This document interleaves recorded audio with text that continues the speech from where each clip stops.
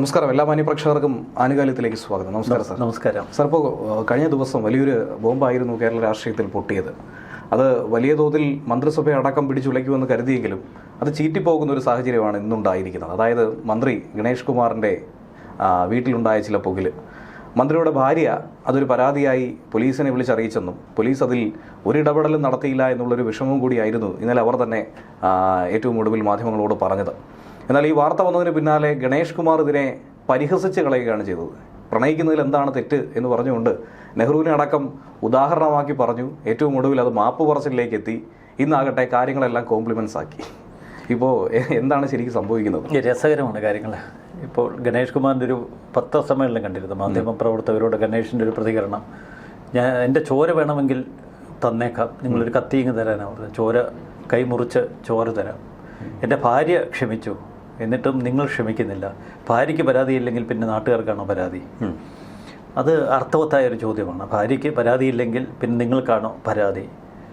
ഇവിടെ ഗണേഷ് കുമാർ ഇന്നലെ നടത്തിയൊരു പ്രസ്താവനയുണ്ട്. കാരണം ഗണേഷ് കുമാർ ഇന്നലെ ഭയപ്പെട്ട ഒരു വലിയ സത്യമുണ്ട്. കാരണം ഗണേഷ് കുമാറിൻ്റെ വീട്ടിൽ ഭാര്യ റെഡ് ഹാൻഡഡായിട്ട് പിടികൂടിയത് ഒരു സ്ത്രീയെ, ഒരു കുട്ടിയുണ്ട് എന്നൊക്കെ പറയുന്നു, നമുക്കറിയില്ല. എന്തായാലും ഒരു സ്ത്രീയെ ബെഡ്റൂമിൽ വെച്ച് പിടികൂടുന്നു. അതിന് പിന്നാലെ ചില ദുസ്സൂചനകൾ ബിന്ദു ഇന്നലെ നടത്തി. ബിന്ദുവിൻ്റെ ആ ദുസ്സൂചനകളിൽ മറ്റ് ചില വെളിപ്പെടുത്തലുകൾ കൂടി ഉണ്ടാകും എന്നൊരു സൂചനയുണ്ടായിരുന്നു. അതാണ് ഗണേഷ് കുമാർ പറഞ്ഞത്, എനിക്ക് 5000-ഓളം കാമുകിമാരുണ്ടെന്ന്. അപ്പോൾ 5000-ഓളം കാമുകിമാരെ സൂക്ഷിക്കുന്ന ഒരു കാമദേവൻ നമ്മുടെ മന്ത്രിസഭയിലുണ്ട്. നമുക്ക് മറ്റ് പല ആംഗിളുകളിൽ നോക്കുമ്പോൾ ഒരു പ്ലേ ബോയ് കേരളത്തിൻ്റെ മന്ത്രിസഭയിൽ നിൽക്കുന്നു. അതാണ് ഗണേഷ് കുമാറിനെ കുറിച്ച് ആളുകൾക്ക് ഉള്ളൊരു ബോധ്യം ഇന്നലെ ഉണ്ട്. നേരത്തെ തന്നെ കാര്യങ്ങൾ വ്യക്തമായിരുന്നു, ഇന്നലെ കുറച്ചുകൂടി വ്യക്തമായി. ഇന്ന് നമ്മുടെ മന്ത്രിസഭയ്ക്ക് ഗണേഷ് കുമാറിൻ്റെ സാന്നിധ്യം ഒരു അലങ്കാരമാകുന്നൊരു കാഴ്ച. കാരണം മുഖ്യമന്ത്രി പിണറായി വിജയൻ ക്ഷമിച്ചിരിക്കുന്നു. ബാക്കി LDFും CPM നേതാക്കളുമൊക്കെ വളരെ അനുകൂല പ്രസ്താവനകൾ നടത്തി. അദ്ദേഹത്തിൻ്റെ ഭാര്യയ്ക്ക് പരാതിയില്ലെങ്കിൽ പിന്നെ നിങ്ങൾക്കാണോ? അതാണ് ഒരു ബേസിക് ആയിട്ടുള്ള കുടുംബ പ്രശ്നം. ഇതൊരു കുടുംബ പ്രശ്നമാണ്. പക്ഷെ പണ്ട് സഖാക്കൾ അങ്ങനെ അല്ലായിരുന്നു. നമുക്കറിയാം, രാജ്മോഹൻ ഉണ്ണിത്താൻ്റെ കാര്യത്തിലൊന്നും ഈ ഒരു വിശാല സദാചാരം സഖാക്കൾ പുലർത്തിയിരുന്നില്ല. മറ്റു പലരുടെ കാര്യത്തിലും രാഹുൽ മാങ്കൂട്ടം കേസ് വന്നപ്പോഴും ഇത്തരമൊരു വിശാല കാഴ്ചപ്പാടൊന്നും വന്ന് CPM കാട്ടിയില്ല. CPM വന്ന് രാഹുലിൻ്റെ ധാർമ്മികത ചോദ്യം ചെയ്തു. എന്തിനാണ് രാഹുൽ MLA സ്ഥാനം തുടരുന്നത് എന്ന് ചോദിച്ചു. ഇതൊക്കെ ആ 3 പരാതികൾക്ക് മുമ്പായിരുന്നു. സോഷ്യൽ മീഡിയയിൽ ചില അശരീരികൾ ഉയർന്നു കേട്ടപ്പോൾ തന്നെ പ്രതികരണവുമായി ഇവർ കളത്തിലിറങ്ങിയത്. ഈ സോഷ്യൽ മീഡിയയിൽ ഇപ്പോൾ ഒട്ടനവധി രസകരമായ കുറിപ്പുകൾ വരുന്നുണ്ട്. ബൈജു സ്വാമി എന്നൊരു കോളം എഴുതുന്നൊരു കക്ഷിയുണ്ട്. വളരെ രസകരമാണ് പലപ്പോഴും പുള്ളിയുടെ നിരീക്ഷണങ്ങൾ.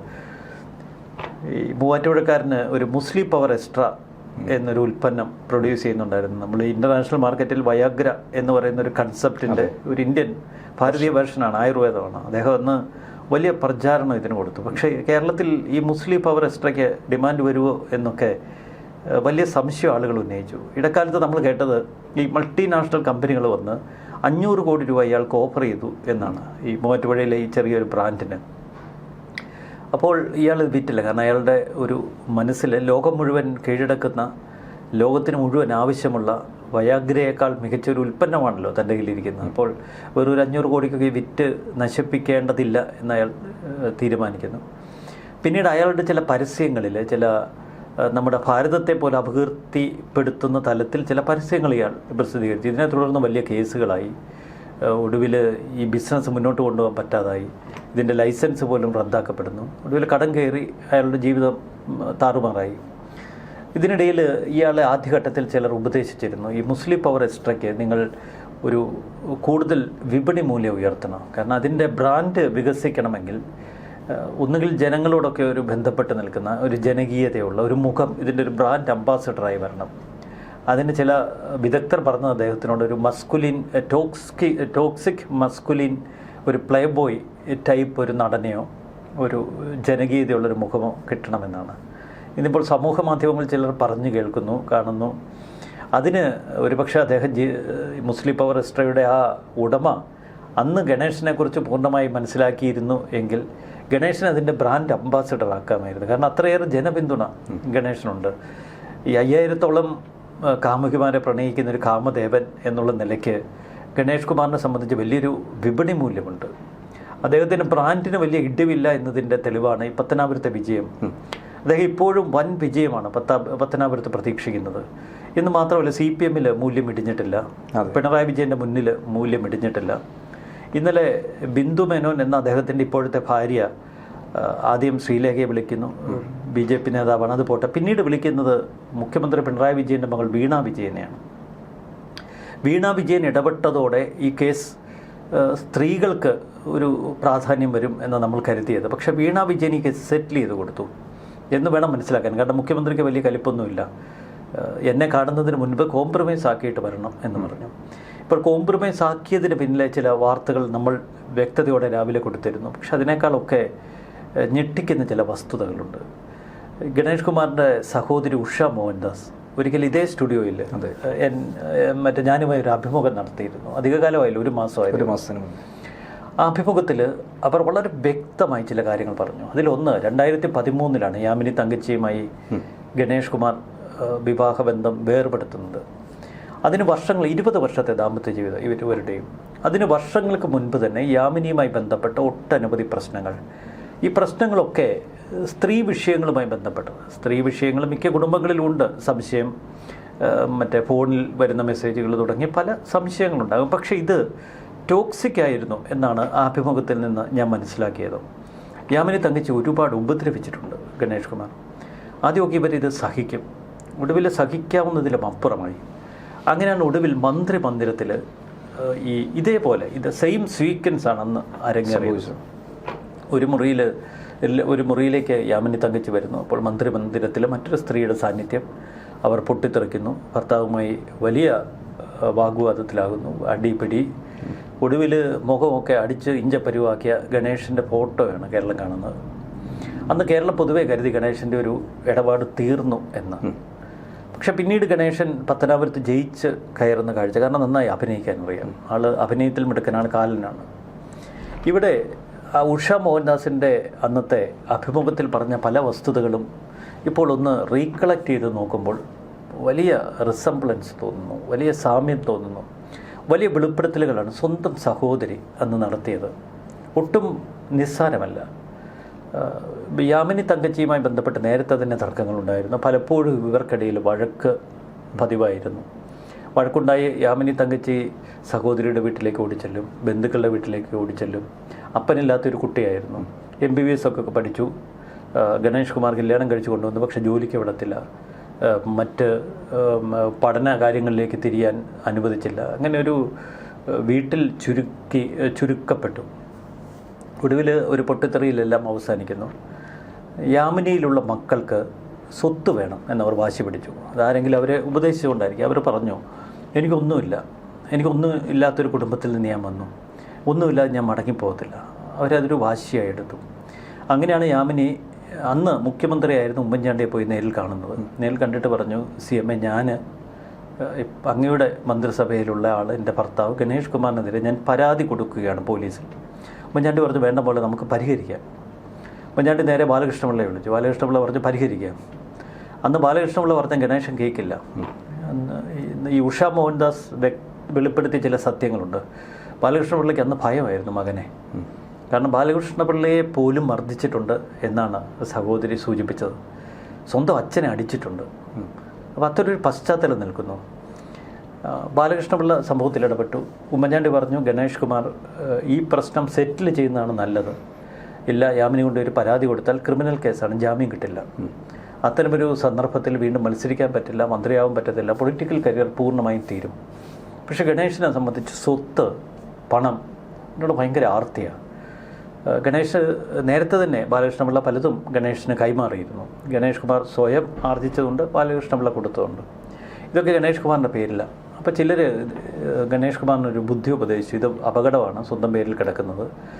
തൊട്ടടുത്ത വർഷം തന്നെ അങ്ങനെ ഈ ബിന്ദു മേനോനെ കല്യാണം കഴിക്കുന്നു. ബിന്ദു മേനോൻ്റെ പേരിലേക്ക് സ്വത്തുക്കൾ എഴുതി വയ്ക്കുന്നു, ഗണേഷ് കുമാറിൻ്റെ. ഏറ്റവും ഒടുവിൽ ബാലകൃഷ്ണപിള്ള മരിക്കുമ്പോൾ വിൽപ്പത്രം അനുസരിച്ച് കിട്ടിയ സ്വത്തല്ല ഞാൻ പറഞ്ഞത്, അതിന് മുമ്പുള്ള, അത് കോടിക്കണക്കിന് രൂപയുടെ സ്വത്തുണ്ട്. അപ്പോൾ അങ്ങനെ ബിന്ദു ഗണേഷിൻ്റെ ജീവിതത്തിലേക്ക് കടന്നു വരുമ്പോൾ തന്നെ ഒരു കൈപ്പിടിയിൽ ഒതുക്കിയിരുന്നു. അപ്പോൾ ഗണേഷിൻ്റെ ഒരു വലിയ പിടി ബിന്ദുവിൻ്റെ കയ്യിലായിപ്പോയി സ്വത്തുക്കളൊക്കെ. പിന്നീട് ഉമ്മൻചാണ്ടി ഇതിലിടപെട്ടു. ഇതിലൊരു സെറ്റിൽമെൻറ്റ് ഉണ്ടാക്കണമെന്ന് പറഞ്ഞു. അങ്ങനെ ബാലകൃഷ്ണപിള്ള വന്നു. ഒരു മധ്യസ്ഥം പറഞ്ഞതിനിടയിൽ വഴുതക്കാട് വീട് അവർക്ക് കൊടുത്തേ പറ്റൂ എന്ന് ബാലകൃഷ്ണപിള്ള ശാഠ്യം പിടിച്ചു. അങ്ങനെയാണ് വഴുതക്കാട് വീടും മറ്റ് ചില സ്വത്തുക്കളും കുറേ തുകയും ഈ മക്കളുടെ പേരിലേക്ക് എന്ന് ഗണേഷ് കുമാറിനെ കൊണ്ട് നിർബന്ധിതമായി കൈമാറ്റം ചെയ്യിപ്പിച്ചത്. ഇതോടെ ഉമ്മൻചാണ്ടിയോട് വലിയ പകയായി. എൻ്റെ കയ്യിലുള്ള സ്വത്തുക്കൾ പിടിച്ചെടുത്ത് യാമിനിക്കും മക്കൾക്കും കൊടുത്തു. ആ ഒരു കലിപ്പ് വല്ലാത്ത കലിപ്പായി തീർന്നു. ആ കലിപ്പ് ആണ് ഉമ്മൻചാണ്ടിക്കെതിരെ പിന്നീട് നമ്മൾ കേട്ട സോളാർ കേസിൻ്റെ രൂപത്തിലും മറ്റ് പല ഭാവത്തിലും പത്തി വിടർത്തിയത്. ഗണേഷ് കുമാറിനൊരു വല്ലാത്ത മാനസിക തലമുണ്ട്. ഒരാളുടെ പക തോന്നിയാൽ അവനെ തീർത്തേ പിന്നെ മടങ്ങും. അത് ഉമ്മൻചാണ്ടിയുടെ കാര്യത്തിൽ മാത്രമല്ല. ഒരിക്കലും ഈ ഗണേഷ് കുമാറിൻ്റെ ചങ്കായിരുന്നു ഷിബു ബേബി ജോൺ. ഷിബു ബേബി ജോണും ഗണേഷ് കുമാറും തമ്മിൽ തെറ്റിയതിൽ പിന്നെ ഷിബുവിനെ തീർക്കാൻ തക്കം പാത്ത് നടക്കുകയാണ്. പിന്നെ ഗണേഷ് കുമാറിൻ്റെ കുറേ ചങ്ക് സുഹൃത്തുക്കളുണ്ട് തിരുവനന്തപുരത്ത്. അതിലൊരാളാണ് ഈ ബാലഗോപാൽ, ദേവി ഫാർമയുടെ ഉടമ. ബാലഗോപാലിനെ ഒരു വ്യവസായ പശ്ചാത്തലം മാത്രമേ ഉള്ളൂ. അത്തരം ഒരു വ്യവസായിയെ തൻ്റെ രാഷ്ട്രീയ പാർട്ടിയിലേക്ക് കൂട്ടിക്കൊണ്ടുവന്നു. അതിൻ്റെ ട്രഷറായി പൈസ കൊണ്ട് ഇഷ്ടംപോലെ കോടിക്കണക്കിന് രൂപയാണ് ദേവി ഫാർമയുടെ കയ്യിലുള്ളത്. അപ്പോൾ അദ്ദേഹത്തെ അവിടെ ട്രഷറാക്കി. അതിനുശേഷം ഗണേഷ് കുമാറിൻ്റെ ആ ഒരു കുടുംബവുമായി വലിയ ബന്ധമുണ്ട്. കാരണം പണ്ട് ഈ വീക്കെൻഡ്സിൽ ദുബായ് യാത്രയുണ്ട് ഇവർ സുഹൃത്തുക്കൾ ചേർന്ന്. അന്ന് തൊട്ടുള്ള ബന്ധമാണ്. പണ്ട് അച്ഛൻ വലിയ സ്ഥലത്തെ പ്രമുഖനായി കഴിയുമ്പോൾ അന്ന് സ്ഥലത്തെ പ്രധാന പയ്യൻസ് ആയിരുന്നല്ലോ ഗണേഷ്. പിന്നീട് അതേ സ്ഥലത്തെ പ്രധാന പയ്യൻസ് എന്ന് പറഞ്ഞ സിനിമയിൽ റോളും ചെയ്തിട്ടുണ്ട്. എന്തായാലും അന്നു മുതൽ ബാലഗോപാലിൻ്റെ ഉറ്റ ചങ്ങായി. അങ്ങനെ ബാലഗോപാൽ ഏറ്റവും ഒടുവിൽ ബിന്ദുവിനെ കാണുന്നു. ഇന്നലെ ഗണേഷ് പല വിധത്തിൽ മാനസികമായി തകർന്നു. അതിലൊന്ന് തൻ്റെ മന്ത്രിസ്ഥാനം തെറിച്ചേക്കാം. കാരണം മുഖ്യമന്ത്രി പിണറായി വിജയൻ ഗണേഷിനെ വിളിച്ച് വരട്ടെ, എത്രയും പെട്ടെന്ന് പ്രശ്നം സെറ്റിൽ ചെയ്തു, അല്ലെങ്കിൽ മന്ത്രിസ്ഥാനം പോകും. ഇടതുപക്ഷത്തും സമാനമായ ഒരു ചിന്ത ഉയർന്നു. മുഖ്യമന്ത്രിയുടെ മകളെ ബിന്ദു വിളിച്ചു. മുഖ്യമന്ത്രിയുടെ മകൾ ഈ കേസ് കോംപ്രമൈസ് ചെയ്യിപ്പിക്കാൻ ശ്രമിച്ചു എന്ന ആരോപണം ഇപ്പോൾ പ്രതിപക്ഷം ഉയർത്തുന്നുണ്ട്. കാരണം മുഖ്യമന്ത്രിയുടെ മകൾ അറിഞ്ഞ ഒരു പീഡന കേസ്, അത് ഭർതൃപീഡനമാണ്. അത് ഒതുക്കി തീർക്കാൻ അവർ മുൻകൈയെടുത്തു എന്ന ആരോപണം പ്രതിപക്ഷം ഉയർത്തുന്നു. എന്തായാലും ഇന്നലെ രാത്രിയിൽ വലിയ നീക്കങ്ങൾ നടന്നു. ബാലഗോപാൽ ചെന്നു. അതിനെ തുടർന്ന് മുഖ്യമന്ത്രിയുടെ മകൾ ഉൾപ്പെടെയുള്ളവർ ബന്ധപ്പെട്ടു. ബിന്ദു വഴങ്ങി. കാരണം വീണയൊക്കെ ആയിട്ട് ബിന്ദുവിന് വലിയ ബന്ധമുണ്ട്. ഇത് സർക്കാരിനെ പ്രതിസന്ധിയിലാഴ്ത്തും, ഭരണകൂടത്തെ ബാധിക്കും, അടുത്ത തെരഞ്ഞെടുപ്പിൽ LDF നിലമ്പുത്തും എന്നൊക്കെ പറഞ്ഞ് വീണ ഉൾപ്പെടെ കരയുമ്പോൾ ബിന്ദുവിന് മറ്റ് മാർഗങ്ങളില്ല. ഏറ്റവും ഒടുവിൽ കേൾക്കുന്നത് ഇലക്ഷൻ വരെ ഞാൻ ക്ഷമിക്കാം എന്നൊരു നിലപാട് ബിന്ദു എടുത്തു എന്നാണ്. കാരണം ഇവിടെയാണ് ഞാൻ പറഞ്ഞു വെച്ചത്, ഉഷ മോഹൻദാസ് അന്ന് വെളിപ്പെടുത്തിയ ചില കാര്യങ്ങൾ ഇവിടെ നമ്മൾ ചേർത്ത് വായിക്കണം. ഒന്ന്, ഗണേഷ് കുമാറിൻ്റെ കോടിക്കണക്കിന് സ്വത്തുക്കൾ ഇപ്പോഴും ബിന്ദുവിൻ്റെ കയ്യിലാണ്.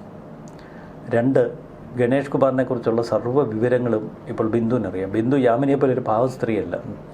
ഇവർ ഏഷ്യാനെറ്റിൻ്റെ ഈ GCC ഹെഡായിരുന്നു. അന്ന് ദുബായ് യാത്രക്കിടയിലാണ് ഗണേശൻ പരിചയപ്പെട്ടത്. ഇവരുടെ വിവാഹം നടക്കുമ്പോൾ അന്ന് ഗണേശന് 47 വയസ്സ്, ബിന്ദുവിന് 43 വയസ്സ്. അന്ന് മുതൽ ദുബായിൽ വലിയ ജീവിതമൊക്കെയുള്ള ഒരു പ്രമുഖയാണ് ബിന്ദു. അതുകൊണ്ട് യാമിനിയെ പോലൊരു വീട്ടിലടച്ച ഒരു പാവ സ്ത്രീയല്ല. അത്യാവശ്യം ലോകബന്ധങ്ങളും ലോകപരിചയങ്ങളും ഒക്കെ ഉണ്ട്. നാട്ടിൽ വന്നു. ഗണേഷ് കുമാറിൻ്റെ ഒരു ബ്രാൻഡിങ്ങിലായിരുന്നു അവർ ആദ്യം ശ്രദ്ധിച്ചത്. ഗണേഷ് കുമാറിനെ ജനകീയനാക്കാൻ കുറച്ച് എപ്പോഴും ചെയ്യുന്നത് പാവങ്ങൾക്ക് വീട് വയ്ക്കുക, പാവപ്പെട്ട കൊച്ചുകുട്ടികൾക്ക് സ്ലേറ്റും പെൻസിലും കൊടുത്തിട്ട് അവനെ ഒന്ന് എടുത്തു പിടിക്കുക. ആ കലാപരിപാടിയിലെല്ലാം അന്ന് ബ്രാൻഡിങ്ങിൽ മുൻപന്തിയിൽ നിന്നു ഈ ബിന്ദുവിനെ മുന്നിൽ വെച്ചുകൊണ്ട് ഒരു PR ടീമിനെ കഴിഞ്ഞ ഒത്തിരി 10-15 വർഷം 2015 കാലഘട്ടത്തിൽ തന്നെ എന്ന് പറഞ്ഞാൽ 11 വർഷം മുമ്പ് തന്നെ ഗണേഷ് കുമാർ ആ പത്തനാപുരത്തൊരു ടീമിനെ സെറ്റ് ചെയ്തിരുന്നു. അവരാണ് എപ്പോഴും ഈ വീഡിയോ ക്യാമറ ആയിട്ട് നടന്ന ലോക്കൽ ചാനലൊക്കെ ആയിട്ട് ടൈപ്പ് ചെയ്ത് വൈറലാക്കുന്നത്. അപ്പോൾ ബിന്ദു അവിടെ വീട് പണി നടത്തിയാലും പിന്നീട് മറ്റ് പ്രോഗ്രാമുകളിൽ പങ്കെടുക്കുക. അങ്ങനെ ബിന്ദു അത്ര ചില്ലറക്കാരിയല്ല. പോസിറ്റീവാണ് അവർ. അതായത് യാമിനി തങ്കച്ചി വീട്ടിൽ ഒതുങ്ങിയിരുന്നു എങ്കിൽ ബിന്ദു ഗണേഷിനൊപ്പം പൊതുപരിപാടികളിലെത്തി. പൊതുപരിപാടികളിൽ വലിയ ഷോ ഓഫിൽ പങ്കെടുത്തു. ഗണേഷ് കുമാർ മറ്റുള്ളവരിൽ നിന്ന് പിരിവെടുത്ത് വീട് വെക്കും, അതിന് മുന്നിൽ പോയി നിന്നു. വീട് പാലുകാച്ചൻ പാൽ കപ്പുമായി നിന്നു. അങ്ങനെ എല്ലാ തരത്തിലും ഗണേഷ് കുമാറിന് ഒരു പിടി മുന്നിൽ നിന്നു. ഇത് ഇവർക്കിടയിൽ വലിയ വഴക്കായി. 2014 തുടങ്ങിയ വിവാഹബന്ധം 2019 എത്തിയപ്പോൾ അട്ടിമുടി ഉലഞ്ഞു. അന്ന് ഗണേഷ് കുമാറിൻ്റെ ഒരു സ്റ്റാഫ് ഇതേ ബിന്ദു മേനോനുമായി വലിയ വഴക്ക്. ഈ സ്റ്റാഫും ബിന്ദു മേനോനും തമ്മിലുള്ള വഴക്ക് കയ്യാങ്കളിയുടെ വക്കിലെത്തി. അന്ന് അവർ ദേഷ്യം വന്ന് ഗണേശോട് ഇപ്പോൾ അവനെ പുറത്താക്കണമെന്ന് പറഞ്ഞ് അന്ന് പുറത്താക്കി. തുടർന്ന് ഇവർ ഗണേഷ് കുമാറിനോട് കാര്യങ്ങൾ വളരെ പച്ചയ്ക്ക് പറഞ്ഞ് നേരെ പാലക്കാട്ടേക്ക് പോയി. പിന്നീട് പാലക്കാട് ദുബായിലുമായി കുറേ കാലം തുടർന്നു. അപ്പോഴും ഗണേഷ് കുമാർ പിന്നാലെ ചെന്നു. കാരണം സ്വത്തിൻ്റെ പിടിയിരിക്കുന്നു. ഇവർ അത്ര പാവമല്ല. ഗണേഷ് കുമാറിനെ കുറിച്ചുള്ള സർവ്വ കുട്ടൻസും പിടിച്ചെടുത്ത സ്ത്രീയാണ്. പാവമല്ല മീൻസ് ഒരു സ്ത്രീയെ അപമാനിക്കുന്ന തരത്തിലല്ല ഞാൻ പറഞ്ഞത്.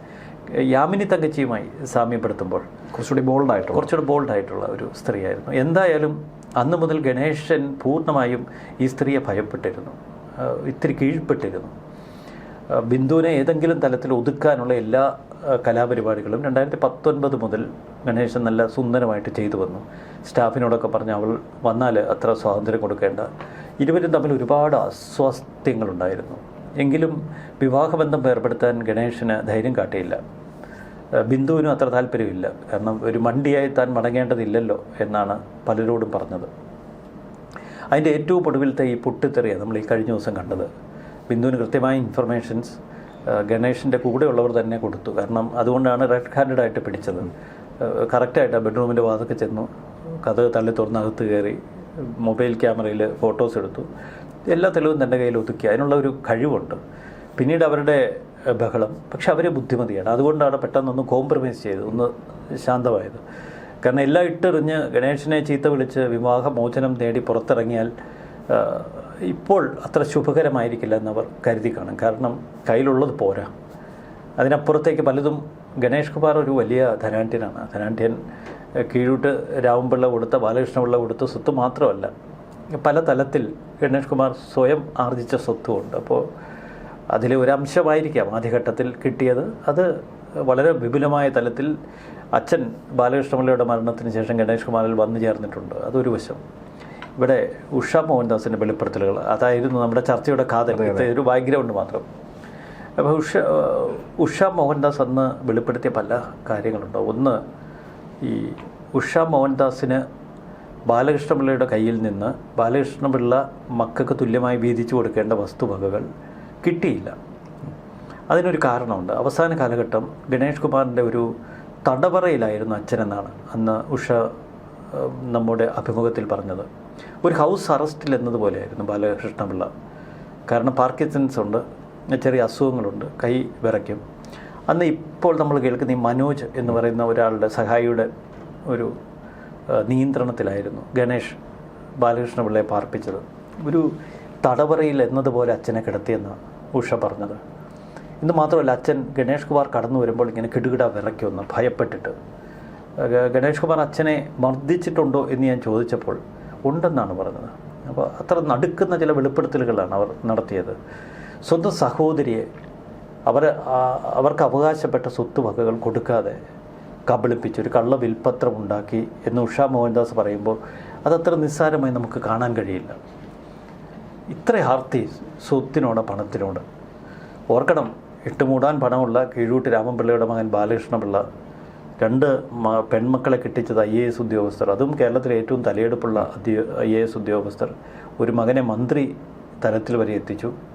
അങ്ങനെ ഒരു കുടുംബത്തിൽ പരസ്പരം കടിച്ചു കയറുന്ന, സ്വത്തിനു വേണ്ടി എന്ത് തെമ്മാടിത്തരവും കാണിക്കുന്നൊരു കൂട്ടർ നമുക്ക് ചിന്തിക്കുന്നതിനും അപ്പുറമാണ്. പണം ഉണ്ടായിട്ട് എന്ത് കാര്യം, പ്രതാപം ഉണ്ടായിട്ട് എന്ത് കാര്യം, സ്വന്തം ചോരയോട് നീതി കാട്ടാൻ പറ്റുന്നില്ലെങ്കിൽ എന്തിന് ഇതൊക്കെ?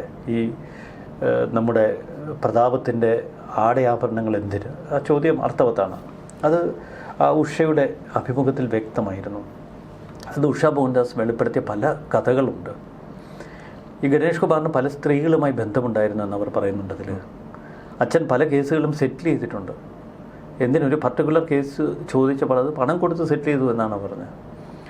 ഓഫ് റെക്കോർഡിൽ അവർ നമ്മൾ കേട്ടാൽ ഭയപ്പെടുന്ന പല കാര്യങ്ങളും പറഞ്ഞു. അപ്പോൾ ഗണേഷ് കുമാറിനെ സംബന്ധിച്ച് ഇന്നലെ ഗണേഷ് കുമാർ പറഞ്ഞത് സത്യമാണ്. 5000 കാമുകിമാരുണ്ട്. ഒരു കാമുകിയോടൊത്തും താൻ കുറച്ച് സമയം ചെലവഴിക്കുന്നതിൽ എന്ത് തെറ്റ് എന്ന് പച്ചയ്ക്ക് ചോദിക്കാനുള്ള ഒരു ധാർഷ്ട്യവും ഗണേഷ് കുമാറിലുണ്ട്. ഈ ധാർഷ്ട്യം അനുവദിച്ചു കൊടുക്കുന്നത് ഇവിടുത്തെ ഭരണകൂടവും ആ ഭരണകൂടത്തെ പൊതിഞ്ഞു നിൽക്കുന്ന ഭരണവർഗവുമൊക്കെയാണ്. CPMൻ്റെ സംരക്ഷണമുള്ളപ്പോൾ ഗണേശനൊന്നും പേടിക്കേണ്ടതില്ല. മറ്റൊന്ന്, പത്തനാപുരത്തെ വോട്ടാണ്. അത് താൻ എങ്ങനെ കളിച്ചാലും തൻ്റെ പെട്ടിയിൽ വന്ന് വീഴ്ത്താനുള്ള തന്ത്രങ്ങൾ അത് ഗണേഷ് കുമാറിൻ്റെ പക്കലുണ്ട്. പ്രതിപക്ഷത്തിൻ്റെ ആരോപണങ്ങളെല്ലാം ദുർബലമായി പോകുമെന്നും ഗണേശനറിയാം. മറുവശത്ത് ഉഷ പറയുന്ന കാര്യങ്ങൾ അത്യന്തം ഭീതിതമല്ലേ. ഒന്ന്, മകൻ്റെ ദുർത്തടപ്പ് അച്ഛൻ പണം കൊടുത്ത് സെറ്റിൽ ചെയ്യുന്നു, ഇത്തരം നിരവധി ആരോപണങ്ങൾ ഉയരുന്നു. ഒടുവിൽ നമ്മൾ സരിത എന്നൊരു സ്ത്രീയുമായി ബന്ധപ്പെട്ട ചോദ്യങ്ങളുണ്ടായിരുന്നു, അതിനും വളരെ വ്യക്തതയോടെ ഉത്തരം പറഞ്ഞു. ഉമ്മൻചാണ്ടിയുടെ കണ്ണീർ വീഴ്ച സംഭവം, ആ കൊട്ടാരക്കര സബ് ജയിലിൽ കിടന്ന സരിത അന്ന് 4 പേജ് കത്തിൽ എങ്ങനെ എഴുതി ചേർത്തു, എൻ്റെ വിശദമായ അന്നത്തെ കാര്യങ്ങളാണ് ഉഷ മോഹൻദാസ് വ്യക്തമാക്കിയത്. അന്ന് ബാലകൃഷ്ണപിള്ള സ്വന്തം മകളോട്, ഉഷ മോഹൻദാസിനോട് പറഞ്ഞു, ഈ 4 പേജ് ഉമ്മൻചാണ്ടിയെക്കുറിച്ച് എഴുതിയത് വാസ്തവമല്ല എന്ന് തുറന്നു പറഞ്ഞിട്ടുണ്ട്. ഉമ്മൻചാണ്ടി ഒരിക്കലും അങ്ങനെ മോള് ചിന്തിക്കരുത് എന്ന് ബാലകൃഷ്ണപിള്ള എന്ന സ്വന്തം അച്ഛൻ തന്നോട് പറഞ്ഞിട്ടുണ്ട് എന്ന് പറഞ്ഞു. അപ്പോൾ ഗണേഷ് ഒരിക്കൽ ട്രാപ്പാണ്. ഉമ്മൻചാണ്ടിയുടെ ഭാര്യ തന്നെ കാണാൻ വന്നുവെന്നും ഈ കഴിഞ്ഞ ദിവസം വീണ്ടും ആ ചാണ്ടിയുമ്മനുമായിട്ട് ബന്ധപ്പെട്ട ഒരു വിവാദം ഉയർന്നപ്പോൾ തൻ്റെ മുന്നിലിരുന്ന് ഒരുപാട് നേരം പൊട്ടിക്കരഞ്ഞെന്നും ഉഷയെ അഭിമുഖത്തിൽ പറയുന്നുണ്ട്. അവർ വിതുമ്പുമായിരുന്നു അത് പറയുമ്പോൾ. അച്ഛനെ മർദ്ദിച്ച സംഭവം പറയുമ്പോൾ അവർ വിതുമ്പുന്നു, ഈ പെണ്ണുങ്ങൾക്ക് പൈസ കൊടുത്ത് ഒതുക്കിയ സംഭവം പറയുമ്പോൾ അവർ വിതുമ്പുന്നു, ഉമ്മൻചാണ്ടിയെ ചതിച്ച കഥ പറയുമ്പോൾ അവർ വിതുമ്പുന്നു. ഉമ്മൻചാണ്ടിയാണെന്ന് ഗണേശനെ രക്ഷപ്പെടുത്തിയെന്ന് അവർ സത്യസന്ധമായി അഭിമുഖത്തിൽ വിവരിക്കുന്നുണ്ട്. അപ്പോൾ ഇതൊക്കെ കേൾക്കുമ്പോൾ നമ്മൾ മലയാളികൾക്ക് ഒരു മനസാക്ഷിയില്ല, നമുക്ക് സ്വാഭാവികമായിട്ട് നമ്മൾ ചിന്തിച്ചു പോകും. പിന്നെ പത്തനാപുരത്തെ വെച്ച് അത് ജനങ്ങളുടെ ചോയ്സാണ്, അതിൽ നമുക്ക് ഇടപെടാൻ കഴിയില്ല. പക്ഷെ മറുവശത്ത് ഇത്തരം യാഥാർത്ഥ്യങ്ങൾ വളരെ പച്ചയായി നമുക്ക് മുന്നിലുണ്ട്. ഒരു ജനപ്രതിനിധി എന്ന നിലയിൽ ഇപ്പോൾ പത്തനാപുരത്തെ കാര്യം പറയുകയാണെങ്കിൽ അവിടുത്തെ ജനങ്ങളെ സംബന്ധിച്ച് അവർക്കുള്ള ആവശ്യങ്ങളൊക്കെ തന്നെ ഇദ്ദേഹം നിറവേറ്റുന്നു. അങ്ങനെ വരുമ്പോൾ എന്തിന് ഗണേഷ് കുമാറിൻ്റെ വ്യക്തി ജീവിതത്തെ ചൂഴ്ന്നു നോക്കണം? ഈ ചോദ്യം തന്നെയാണ് ഗണേഷ് കുമാറും ചോദിക്കുന്നത്. താനൊരു പൊതുപ്രവർത്തകൻ എന്ന രീതിയിൽ പാലിക്കേണ്ട മര്യാദകളൊക്കെ പാലിക്കുന്നു എന്നാണ് പറയുന്നത്. അങ്ങനെ പറയുന്ന ഗണേഷ് കുമാർ രാഹുൽ മാങ്കൂട്ടത്തിലെ ഏതാനും മാസങ്ങൾക്ക് മുൻപ് വിമർശിച്ചത് നമ്മളെല്ലാവരും കണ്ടതാണ്. അപ്പോൾ അതിനുള്ള യോഗ്യത കൂടി എന്താണ് എന്നുള്ളൊരു ചോദ്യം ഏറെ പ്രസക്തമായി എല്ലാവരും ചോദിക്കുന്നുണ്ട്. അല്ല, ഗണേഷ് കുമാർ ഒരു സിനിമാ നടനാണ്, അയാളുടെ വ്യക്തി ജീവിതത്തിലേക്ക് നമുക്ക് ഒളിഞ്ഞു നോക്കേണ്ട കാര്യമില്ല. പക്ഷേ ഇവിടെ ഈ ഗണേഷ് കുമാർ ഇന്ന് പത്തനാപുരത്തു നിന്ന് തിരുവനന്തപുരത്ത് എത്തിയ വാഹനം അത് കേരള സർക്കാരിൻ്റേതാണ്. നമ്മൾ സാധാരണ ജനങ്ങളുടെ ഖജനാവിലെ പണമാണ്. ആ വാഹനം ഓടിച്ചുകൊണ്ട് വന്ന ഡ്രൈവർ, അതിലിരിക്കുന്ന 2 പേഴ്സണൽ സ്റ്റാഫ്, അതിലിരിക്കുന്ന പോലീസ് ഉദ്യോഗസ്ഥൻ, ഗൺമാൻ, ഈ ഗൺമാനെയും സെക്യൂരിറ്റി സ്റ്റാഫിനെയും ഒക്കെ നിയമിച്ചിരിക്കുന്ന ഖജനാവിലെ പണമാണ്. അപ്പോൾ നമ്മുടെ പണം ഉപയോഗിച്ച് നമ്മൾ കൊടുക്കുന്ന വാടകയിൽ താമസിക്കുന്ന ഒരു പൊതുപ്രവർത്തകനാണ് ഗണേഷ് കുമാർ. അപ്പോൾ അതിലൊരു സോഷ്യൽ ഓഡിറ്റിങ്ങിന് വിധേയനാണ്. ആ സോഷ്യൽ ഓഡിറ്റിങ്ങിൻ്റെ ഭാഗമാണ് ജനങ്ങൾ ഇത്തരം കാര്യങ്ങൾ തിരയുന്നത്. മറുവശത്ത് തൻ്റെ ഭർത്താവ് എന്നുള്ള നിലയിൽ മാത്രമല്ല, കേരളം ഭരിക്കുന്ന ഒരു മന്ത്രിയുടെ ബെഡ്റൂമിൽ മറ്റൊരു സ്ത്രീക്കൊപ്പം വശപ്പശയിൽ കണ്ടു എന്ന് കേരളത്തോട് വെളിപ്പെടുത്തിയത് അദ്ദേഹത്തിൻ്റെ ഭാര്യയാണ്. ഒരു മന്ത്രി അദ്ദേഹത്തിൻ്റെ വീടിൻ്റെ വാടക കൊടുക്കുന്ന കേരളമാണ്. ആ വീടിൻ്റെ ഒരു പബ്ലിക് ഓഡിറ്റിങ്ങിന് വിധേയമാണ്. അവിടെ അതിനേക്കാൾ വലിയ ഒരു ക്രൈം നിൽക്കുന്നു. അതാണ് ആ സംഭവത്തിൻ്റെ മറ്റൊരു വശം. ഒന്ന്, ഇദ്ദേഹത്തിന് ആരാണ് സെക്യൂരിറ്റി കൊടുക്കുന്നത്? ഈ ഗൺമാന്, ഈ പോലീസ് ഉദ്യോഗസ്ഥർ. ഉഷ മോഹൻദാസ് അഭിമുഖത്തിൽ പറയുന്നുണ്ട്, മനോജ് എന്ന വ്യക്തിയെക്കുറിച്ച് അതിക്രൂരനാണ് എന്നുള്ള തലത്തിൽ തന്നെ പല ഉദാഹരണങ്ങൾ പറയുന്നുണ്ട്, പല സെറ്റിൽമെൻറ്റുകളെക്കുറിച്ച് പറയുന്നുണ്ട്. അങ്ങനെ ഗണേഷ് കുമാറിൻ്റെ ചുറ്റുമുള്ള ഒരുപിടി ആളുകൾ, ഇവരൊക്കെ ചേർന്ന്, ഇതെല്ലാം സർക്കാരിൻ്റെ ഭാഗമാണ്. ഇവർക്കൊക്കെ ശമ്പളം കൊടുക്കുന്നത് ഖജനാവിൽ നിന്നാണ്. ഇവരെല്ലാം കൂടി ചേർന്ന് ഒരു വലിയ അനീതി നടത്തുന്നു, അല്ലെങ്കിൽ ഒരു വലിയ ഹിതം നടത്തുന്നു എന്നൊക്കെ ഗണേഷ് കുമാറിൻ്റെ ഭാഷയിൽ അല്ലെങ്കിൽ ഭാര്യയുടെ ഭാഷയിൽ കാണാൻ അരുതാത്ത അവിടെത്താൻ കണ്ടു എന്ന് പറയുമ്പോൾ അത് ചോദ്യം ചെയ്യപ്പെടും. അത് ചോദ്യം ചോദിക്കാനുള്ള അവകാശം ജനങ്ങൾക്കുണ്ട്, അവർ ചോദിക്കുന്നു. പക്ഷേ ഇവിടെ എല്ലാം തച്ചുടച്ച്, എല്ലാത്തിനെയും മൂടിവെച്ച്, എല്ലാം സെറ്റിൽ ചെയ്യുന്ന ഒരു ഭരണകൂട ധാർഷ്ട്യമാണ് നമ്മൾ കാണുന്നത്. ധാർഷ്ട്യം ഗണേഷ് കുമാറിൻ്റെ മുഖത്തുണ്ട്. ഞാൻ വ്യഭിചരിച്ചാൽ നിങ്ങൾക്ക് എന്താണ് പ്രശ്നം എന്ന മട്ടിലാണ് അയാളുടെ പ്രതികരണങ്ങൾ. മറുവശത്ത് എൻ്റെ ഭാര്യയ്ക്ക് പരാതിയില്ലെങ്കിൽ പിന്നെ നിങ്ങൾക്ക് എന്തിനാണ് പരാതി എന്ന് അയാൾ ചോദിക്കുന്നു. അപ്പോൾ ഇവിടെ വലിയൊരു വിഷയം, ഇതൊരു സോഷ്യൽ ഓഡിറ്റിങ്ങിൻ്റെ വിഷയമാണ്. ഇനി ഒരു ഭാഗത്ത് ചോദിക്കുന്നുണ്ട്, ഇത്തരത്തിൽ ഗണേഷ് കുമാറിനെ സംബന്ധിച്ചുള്ള വിവാദങ്ങൾ ഉയർന്നു വരുമ്പോൾ അത് സെറ്റിൽ ചെയ്യാനുള്ളൊരു തത്രപ്പാട് അത് മുഖ്യമന്ത്രിയുടെ ഭാഗത്തു നിന്നും ഉണ്ടാകുന്നു. കാരണം ഒരു കാലത്ത് ഉണ്ടായതുപോലെ, ഉമ്മൻചാണ്ടിക്ക് ഉണ്ടായതുപോലെ ഒരു ആനപ്പക അത് ഗണേഷ് കുമാറിന് പിണറായി വിജയനോട് തോന്നിക്കഴിഞ്ഞാൽ എന്തായിരിക്കും അവസ്ഥ എന്നൊരു ചോദ്യം പരിഹാസ രൂപേണ ചോദിക്കുന്നുണ്ട്. അല്ല, അത് കൃത്യമാണ്. പിണറായി വിജയനുമായി ബന്ധപ്പെട്ട, CPM-മായി ബന്ധപ്പെട്ട, ഈ മന്ത്രിസഭയുമായി ബന്ധപ്പെട്ട ഇത്തരം വിവാദ വിഷയങ്ങളൊക്കെ കൃത്യമായി പഠിച്ചെടുത്തൊരു വ്യക്തിയാണ് ഗണേശൻ. അന്നത്തെ ഉമ്മൻചാണ്ടി സർക്കാർ താഴെ വീണു എങ്കിൽ അത് ഗണേഷിന് വലിയൊരു പങ്കുണ്ട്. ഗണേഷിനെ കളിയെന്ന് ഏറ്റു. കാരണം ഗണേഷിന് കളിക്കാനറിയാം. തലസ്ഥാനത്തൊക്കെ വലിയ സംവിധാനം ഒരുക്കി വെച്ചിട്ടുണ്ട്, വലിയ ധനാഢ്യനാണ്. മറുവശത്ത് ഗണേഷിൻ്റെ ചതിയൻ തന്ത്രങ്ങൾ ഒരുപക്ഷെ പിണറായി വിജയൻ ഭയപ്പെട്ടിട്ടുണ്ടാകാം. ഈ അവസാന നിമിഷം ഇലക്ഷന് തൊട്ട് മുമ്പ് എന്തിനാണ് ഒരു പുലിവാല് പിടിക്കുന്നത്, ഒന്ന് കോംപ്രമൈസ് ആക്കി വിടാം എന്ന് ഒരുപക്ഷെ കരുതിയിട്ടുണ്ടാകാം. ആർജവത്തോടെ പലപ്പോഴും ഇത്തരം പ്രശ്നങ്ങൾ വരുമ്പോൾ പ്രതികരിക്കുന്ന പിണറായി വിജയൻ പേടിച്ചരണ്ട് നിൽക്കുക. 2 ദിവസമായിട്ട് സർക്കാർ ഒരു സെറ്റിൽമെൻറ്റ് മൂഡിലാണ്. ഇടതുപക്ഷം എങ്ങനെയെങ്കിലും ഈ തൊല്ലെ ഒന്ന് ഒഴിഞ്ഞു കിട്ടിയാൽ മതി എന്നുള്ളൊരു മട്ടിലാണ് നിൽക്കുന്നത്. അതാണ് ഈ ഒരു സംഭവത്തിൻ്റെ മറുവശം. പക്ഷേ ഒന്ന് ഉറപ്പിച്ചോ, ഈ തെരഞ്ഞെടുപ്പ് കഴിഞ്ഞാൽ പൊട്ടിത്തെറിക്കുന്ന ബിന്ദുവിനെ കാണാം, എല്ലാം കൊണ്ടും തേച്ചൊട്ടിയ ബിന്ദുവിനെ കാണാം. അത് കഥയുടെ മറുവശമാണ്. ഇനിയിപ്പോൾ ഈ തെരഞ്ഞെടുപ്പിന് മുന്നേ ഇതുപോലുള്ള പല ബോംബുകളും കാണേണ്ടിയിരിക്കുന്നുവല്ലേ? അല്ല, ഇതൊരു ബോംബ് എന്ന് നമുക്ക് പറയാൻ വയ്യ. കാരണം ഇതൊരു സ്വാഭാവികമായ പൊട്ടിത്തെറിയാണ്. അഗ്നിപർവ്വതം പുകഞ്ഞ് പൊട്ടിയതുപോലെ ഇന്നലെ ബിന്ദു ഒന്ന് പൊട്ടി. പക്ഷെ ആ ഒരു ക്ലൈമാക്സ് സമയം അപകടമാണ് എന്ന് മനസ്സിലാക്കി പലവിധ സമ്മർദ്ദങ്ങൾ കൊണ്ടവരെ തൽക്കാലം ഒന്ന് ശാന്തയാക്കി. ആ പൊട്ടിത്തെറി ചാക്കൊക്കെ മൂടി നനച്ചിട്ട് ഒന്ന് ഇപ്പോൾ നിർവീര്യമാക്കി. പക്ഷെ അത് വീണ്ടും ഉള്ളിൽ കിടന്ന് പിടച്ചുകൊണ്ടിരിക്കും, ഉള്ളിൽ കിടന്ന് അത് പുകഞ്ഞുകൊണ്ടിരിക്കും. ഗണേശൻ എല്ലാം സമസ്ത അപരാധവും ഏറ്റുപറഞ്ഞ് ഇനി ഇത്തരം തെറ്റുകൾ ആവർത്തിക്കില്ല എന്ന സ്ത്രീയുടെ മുന്നിൽ പറഞ്ഞുവെന്നാണ് നമ്മൾ മാധ്യമങ്ങളിൽ കാണുന്നത്. അദ്ദേഹത്തിൻ്റെ ബാലഗോപാലിനെ പോലെയുള്ള സുഹൃത്തുക്കൾ ചെന്ന് സാഷ്ടാംഗം സ്ത്രീയുടെ കാലിൽ വീണു എന്നാണ് കേൾക്കുന്നത്. ഫോൺ എടുത്തു വെച്ച് ഗണേഷ് ഒരേ തലത്തിലുള്ള കരച്ചിലായിരുന്നു എന്നാണ് നമ്മൾ കേൾക്കുന്നത്. ആത്മഹത്യ ചെയ്യുമെന്ന് പറഞ്ഞ് ആ യുവതിയെ മാനസികമായി കൂടുതൽ സമ്മർദ്ദം കൊടുത്തു എന്നാണ് നമ്മൾ അറിയുന്നത്. അപ്പോൾ ഗണേഷിൻ്റെ തന്ത്രങ്ങൾ വിജയിച്ചോ ഇല്ലയോ എന്നുള്ളത് ഈ തെരഞ്ഞെടുപ്പിൻ്റെ മാത്രം വിഷയമല്ല. തെരഞ്ഞെടുപ്പ് കഴിഞ്ഞ് അതേക്കുറിച്ച് കൂടുതൽ പരിശോധിക്കുമ്പോൾ നമുക്ക് ബോധ്യമാകും. തീർച്ചയായിട്ടും. അതുപോലെ തന്നെ ഉഷാ മോഹൻദാസിൻ്റെ ആ അഭിമുഖത്തിൻ്റെ പൂർണ്ണ രൂപം മലയാളി വാർത്ത ഇൻസൈഡിലുണ്ട്. പ്രേക്ഷകർക്ക് അത് കാണാവുന്നതാണ്. തീർച്ചയായിട്ടും. ഓക്കെ, നന്ദി, നമസ്കാരം.